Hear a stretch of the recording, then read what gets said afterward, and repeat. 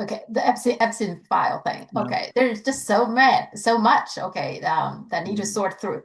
First of all, I do say I am shocked at how quickly this bill passed. To Yeah. release the Epstein file past the Congress, I didn't expect that. I even had a program with my own, my Chinese audience, and I said it does seem like the House will pass it with more people than you think, and more Republicans it seems willing to.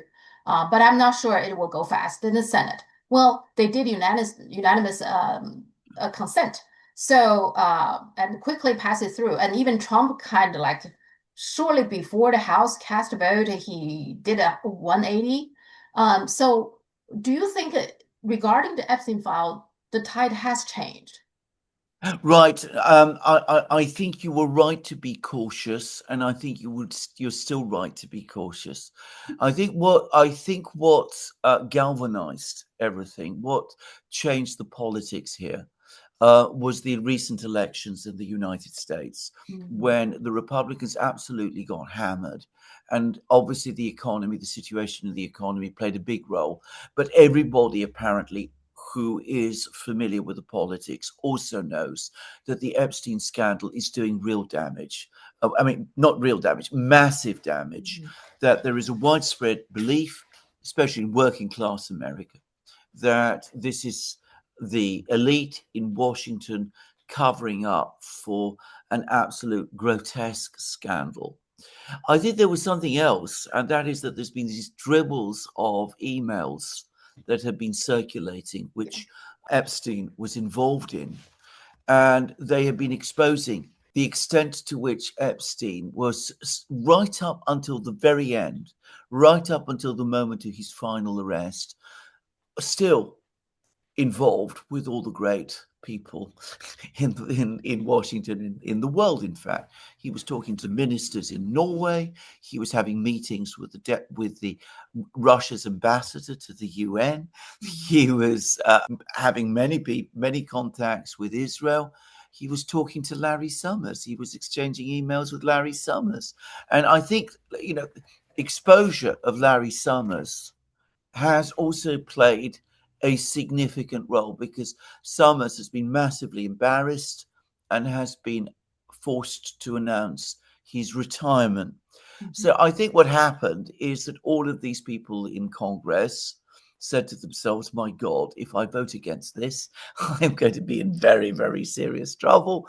I will find that people are starting to wonder what I have been involved in.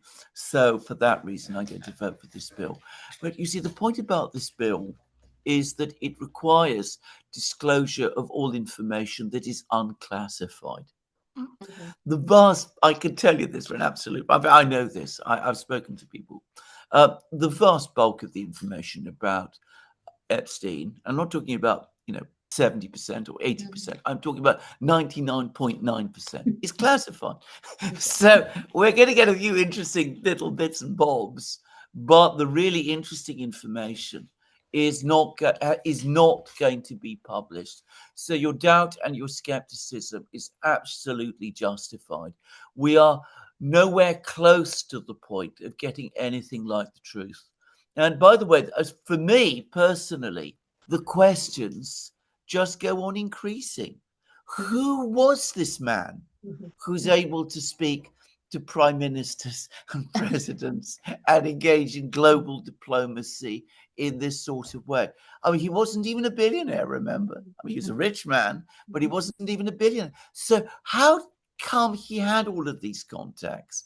Why was somebody like Larry Summers even giving him the time of day? I mean, these are the unanswered questions about Epstein, which I suspect will just go on being asked. Before we talk more about Larry Summers, which is Mm. absolutely incredible, Trump himself seems out of sync with MAGA on this one. He Yeah, fought pretty hard to not let this bill pass up yeah, until the moment, almost I think one day or less than one day before, the House will vote on it, and it's clear that they are going to pass it with probably a lot of Republican support.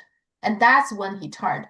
Why? I mean, at the same time, like Marjorie Taylor Greene has said repeatedly, she said, I talked to many Epstein victims. Trump is not involved. They have Yeah. said Trump. So why is he fighting so hard?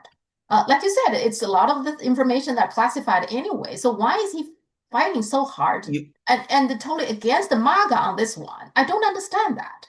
no, I don't understand it. And again, this is an unanswered question, but it's a very good one. It's an important one to ask.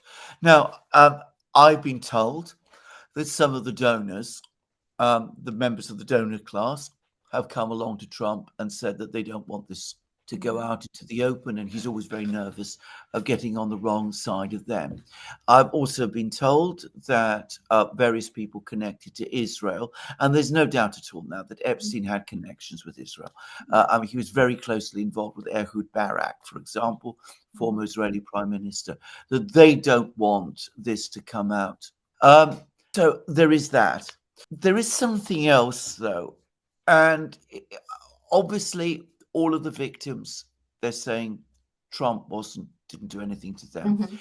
mhm, Ghislaine Maxwell, Epstein's co-conspirator, if you like, she says the same. Apparently, Virginia Giuffre also said that she'd mhm, never had any problems with Trump. But if you go to Epstein's own emails, he seems to be insinuating to various people, especially to the Russians, that mhm, he does have some mhm, information about Trump. He's sort of implying all the time, if you really want to know about Trump, speak to me. mhm. I know all about him. Now, there's no hint there of what that is. There's just a mention that Trump was in the kitchen with his Epstein's kitchen with all sorts of young women there and all Mhm. that, but there's never any real clear clue. So, and of course, there's no evidence that Epstein himself ever used any information that he had about Trump to try to blackmail Trump himself. Mhm. But I do wonder actually whether there isn't something that happened involving Trump, which Epstein might have known, which makes Trump nervous. I don't think it was anything very big or very sinister in connection with the overall scheme of things, but it might have been embarrassing to Trump in some way. Yeah, I wonder that too. I wonder, the big part of it is the financial part of it, right? Yeah. Epstein has very strange, like very mysterious. The whole his finances just we got all kinds of questions, right? That never Yeah. end. We Yeah. might never get the answer. But anyway, so apart from the sex part, which people are very interested, but there is a big part of the money side. You always need to follow the money, right? So I Yeah. wonder, Trump is a businessman, so he might have some business dealing with Epstein that can be questionable, and also the mere fact that he was with this guy, this Epstein guy. They seems very close for quite a few years. That itself Mm. probably is Yes. embarrassing as well, I think. So Yes. it could be that. Not only the email, but also on my trip back, I actually read Virginia Giuffre's book, No One's Girl. It's just a very good book. I think it's hard to read some parts of it, but overall, I think she writes well. I do think it, before her father, sexually abused her, she was a straight A student. She enjoyed reading and all that. So it's very unfortunate what happened to her. I actually think without all that, she could very well be a good student and even excel except academically and as well. Anyway, so overall, I think if I combine the emails and then the book and everything, I have to say one thing really stuns me or baffles me is people like Larry Summers. This is a guy who academically a high achiever. He Yeah. got his tenure when he was 28 years old as one of the youngest one that in the Harvard School of Economics he got tenure. Somebody like that, what can possibly he has in common with Jeffrey Epstein? A Well, registered sex offender. What can yes. the two of them have anything in common, right? Well, you put exactly the right. You're asking exactly the right question. I mean, I don't understand it. I don't pretend I have the answer. I mean, um, people talk about the intelligence connections. There's lots of speculation that Epstein was some kind of Mossad agent. Perhaps he was, and I'm not, in any way disputing this. And I've seen nothing in the emails, by the way, which would argue against that. Mhm. But that is not, or so it seems to me, a sufficient explanation of how exactly Epstein was able to develop all of these enormous number of contacts with so many people around the world. There is no real explanation for this. And Larry Summers perhaps should be asked that very question. Mhm. So should some of the other people be. Peter Mandelson in Britain, Uh-huh. Prince Andrew. Then we're not supposed to call him Prince Andrew anymore. But mind you, Prince Andrew is probably too dim, frankly, to give a good answer. But how exactly did all of these people fall into Epstein's net?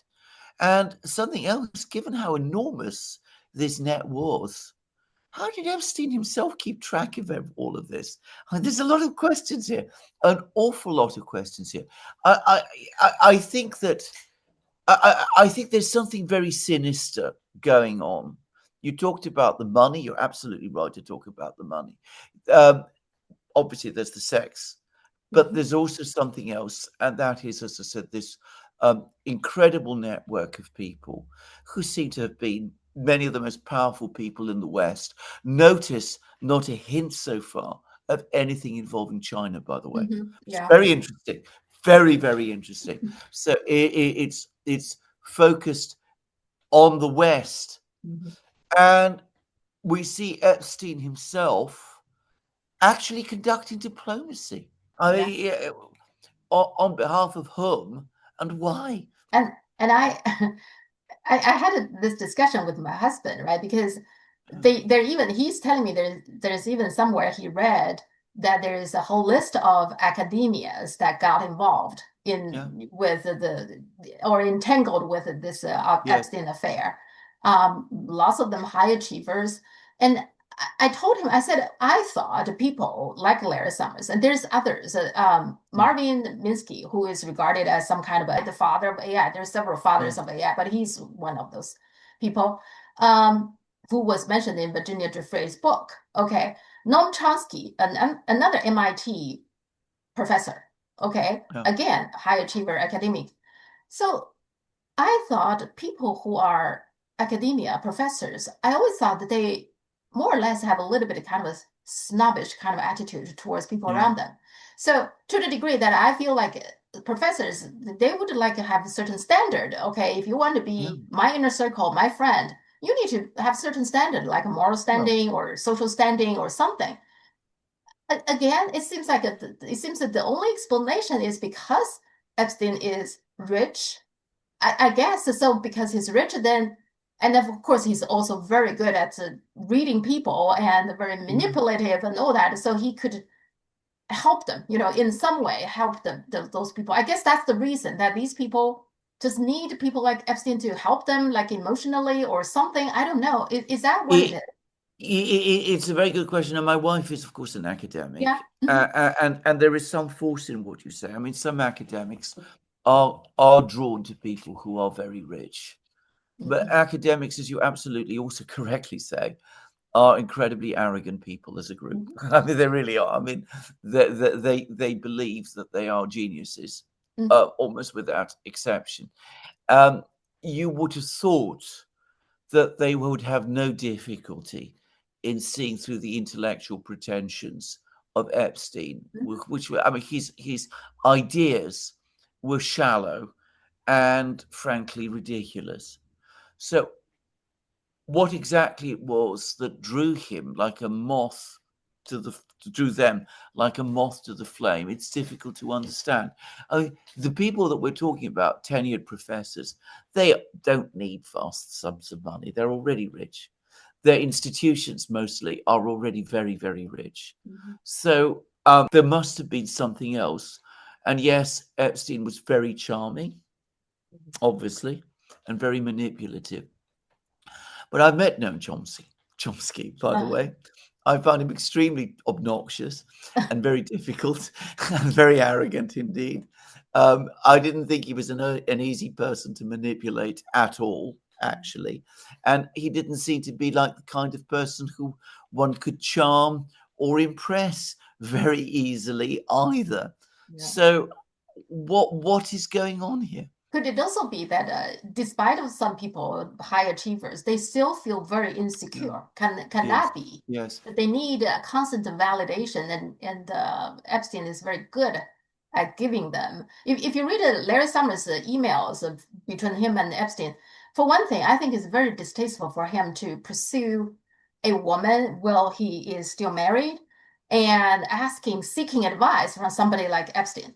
But Well, you're from the telling me. emails, it seems like Epstein is very good at praising him at the same time, making him feel good Yeah. about himself, right? Well, I mean, a lot of people are very, very susceptible to flattery, and I would say Mhm. that academics often are. The one thing I would say is, again, talking about academics, is that mostly they seek praise from each other.